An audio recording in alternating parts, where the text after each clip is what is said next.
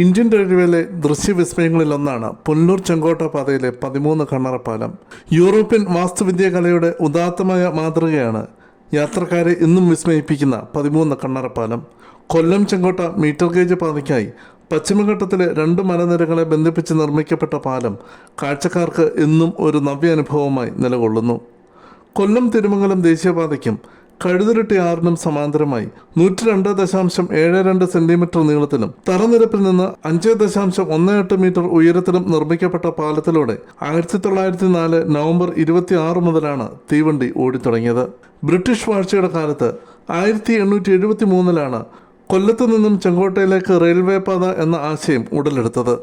അന്ന് ബ്രിട്ടീഷ് ഭരണത്തിൻ്റെ ദക്ഷിണ മേഖലാ ആസ്ഥാനം മദ്രാസായിരുന്നു. അവിടെ നിന്ന് തിരുവിതാംകൂറിൻ്റെ വ്യാവസായിക തലസ്ഥാനമായ കൊല്ലത്തേക്കുള്ള ഗതാഗതം ദുഷ്കരവും ചെലവേറിയതുമായിരുന്നു. കുരുമുളകിൻ്റെയും സുഗന്ധവ്യഞ്ജനങ്ങളുടെയും കലവറയായിരുന്ന കൊല്ലത്ത് നിന്നും സാധനങ്ങൾ കടത്തുക എന്ന ലക്ഷ്യം വെച്ചാണ് ബ്രിട്ടീഷ് ഗവൺമെൻറ് 1889 റെയിൽവേ പാതയുടെ നിർമ്മാണം ആരംഭിച്ചത്. റെയിൽവേയും മദ്രാസ് സർക്കാരും തിരുവിതാംകൂർ സർക്കാരും ഇതിനുവേണ്ടി പണം മുടക്കി. കൊല്ലത്തു നിന്നും പുനലൂർ വരെ നിർമ്മാണം വളരെ എളുപ്പമായിരുന്നു. തുടർന്ന് ദുഷ്കരവും വിശ്രമരഹിതവുമായ ജോലികളാണ് നടന്നത്. മലകളെ കീറിമുറിച്ച തുരങ്കങ്ങളും ചെറുമലകളെ ചേർത്ത് ആർച്ച് പാലങ്ങളും നിർമ്മിക്കപ്പെട്ടു.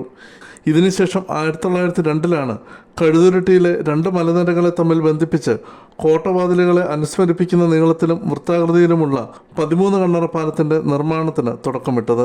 200-ലധികം തൊഴിലാളികൾ അഹോരാത്രം വിയർപ്പൊഴുക്കിയ പാലത്തിലൂടെ 1904 നവംബർ 26 ഗതാഗതം ആരംഭിച്ചത്. നിർമ്മാണ വേളയിൽ മതിയായ സുരക്ഷാ ക്രമീകരണങ്ങൾ ഇല്ലാഞ്ഞതിനെ തുടർന്ന് വീണ് മരിച്ചവരുടെ എണ്ണം ഇന്നും ദുരൂഹമായി തുടരുകയാണ്. പാലത്തിൻ്റെ മുകളിലൂടെയുള്ള റെയിൽപാതയും തെക്ക് ഭാഗത്ത് സമാന്തരമായി ദേശീയപാതയും മറുവശത്ത് കഴുതുരുട്ടി ആറിൻ്റെയും ഒരു സംയുക്ത ദൃശ്യമാണ് കാണാൻ കഴിയുക. നൂറ്റാണ്ട് പിന്നിട്ടിട്ടും ശക്തിയുടെയും ഉറപ്പിൻ്റെയും കാര്യത്തിൽ പാലം മാതൃകയായി ഇന്നും നിലനിൽക്കുന്നു.